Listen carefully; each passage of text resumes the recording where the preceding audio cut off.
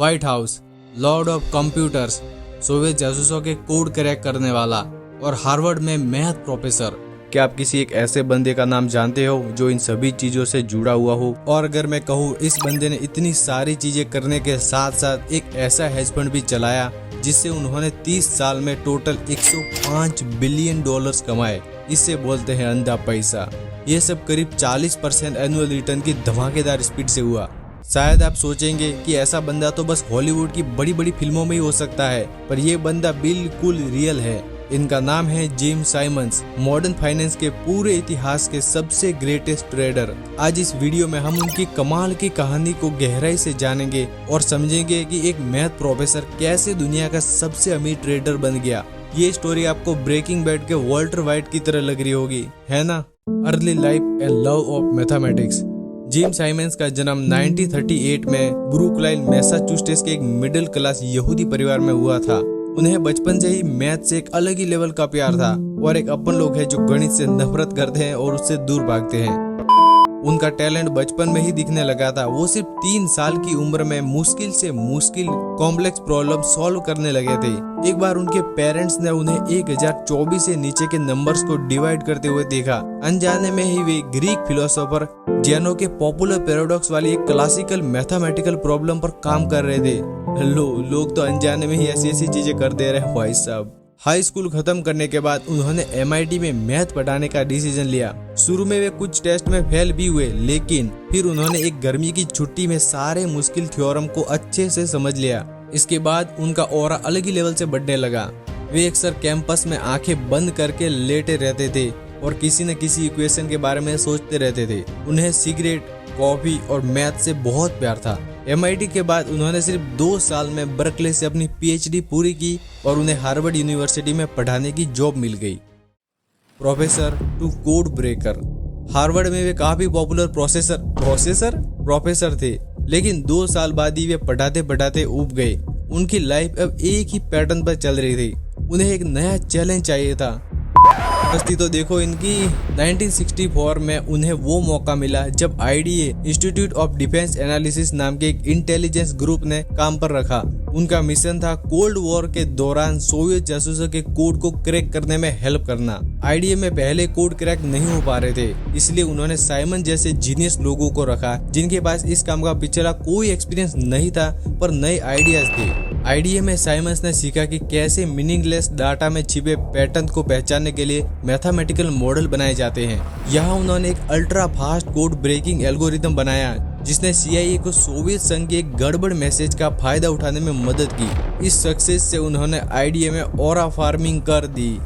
IDA में रहते हुए साइमंस अपने खाली समय में शेयर मार्केट के बारे में सोचने लगे और एक हम है जो पूरे दिन रील्स स्क्रॉल करे जा रहे हैं। यही से शुरुआत होती है उनकी स्टॉक मार्केट के जर्नी की।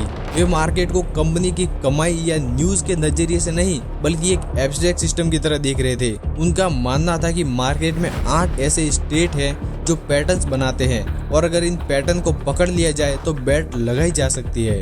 ये सोच उस समय रेवोल्यूशनरी थी। The beginning of the hedge fund monometrics।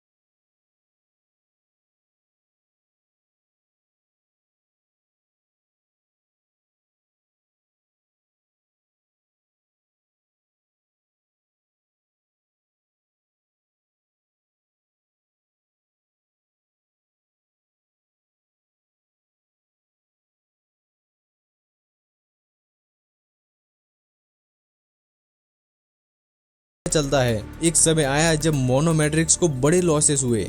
एक बार क्या हुआ कि उन्होंने गोल्ड खरीदा और उसका प्राइस बहुत बढ़ गया, पर एल्गोरिथम ने टाइम पर बेचा नहीं और प्राइस क्रैश हो गया। इस वजह से फंड बंद होने के कगार पर था। साइमन को समझ आया कि मार्केट को पढ़ने के लिए एक और एडवांस एल्गोरिथम चाहिए। उन्होंने डिसाइड किया कि इंसान के दिमाग की बजाय कंप्यूटर ही डेटा को सही से संभाल सकते हैं, क्योंकि कंप्यूटर 100% एक्यूरेट होते हैं, उनमें कोई इमोशन नहीं होता है। फिर उन्होंने फंड का नाम बदलकर रेनेसां टेक्नोलॉजीज कर दिया। यही से क्वांटिटेटिव ट्रेडिंग की दुनिया हमेशा के लिए बदल गई। साइमंस ने बड़ी मात्रा में पुराने हिस्टोरिकल डेटा को इकट्ठा किया और उसे कंप्यूटर में डाल दिया। उन्होंने वर्ल्ड बैंक से किताबें, कमोडिटी एक्सचेंज के टैप और वर्ल्ड वॉर 2 के पहले के करेंसी वैल्यूज के रिकॉर्ड खरीदे। उन्होंने महंगे कंप्यूटर, बड़ा डेटा स्टोरेज और मार्केट डेटा से जुड़ने के लिए हाई स्पीड कनेक्शन खरीदे। उस समय किसी और हेज फंड के पास इतना लाइव डेटा एक्सेस नहीं था। साइमंस और उनके साथी जेम एक्स ने रेनेसां के अंदर एक नया फंड बनाया जिसका नाम था मेडेलियन फंड। रेनेसां ने सबसे बेहतरीन मैथ जीनियस लोगों को नौकरी पर रखा। रॉबर्ट मर्सर उनमें से एक थे जो IBM के इंजीनियर थे। उनके प्रोग्रामिंग टैलेंट ने सिस्टम की कमियों को दूर किया और फंड की सक्सेस को कई गुना बढ़ा दिया। 1990 के दशक में रेनेसां को कोई नहीं रोक पाया। उन्होंने एवरेज 60% एनुअल रिटर्न्स दिए और कोई भी साल लॉसेस वाले नहीं थे।